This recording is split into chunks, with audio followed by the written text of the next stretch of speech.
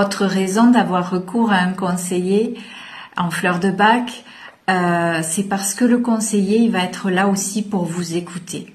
Il va être là pour écouter votre état émotionnel du moment tel que vous l'exprimez, parce que parfois on peut avoir tendance à comment dirais-je, définir son état émotionnel d'une façon qui sera pas forcément exacte, et du coup on va regarder la définition des fleurs, on va se dire ah oui, moi je me sens par exemple j'ai peur que ça arrive, etc. Si je fais ça, j'ai peur que... Si je me lance là-dedans, j'ai peur que... Et donc on se dit, ben, je vais prendre la fleur de la peur, Mimulus.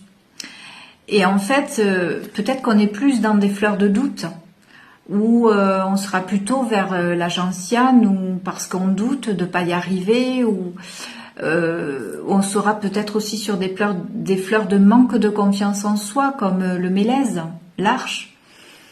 Donc il faut tout ça l'analyser en fait, et ça le conseiller il est formé à ça, et il saura analyser quel est votre besoin en vous posant les questions adaptées et en essayant de décortiquer avec vous véritablement quel est votre état émotionnel.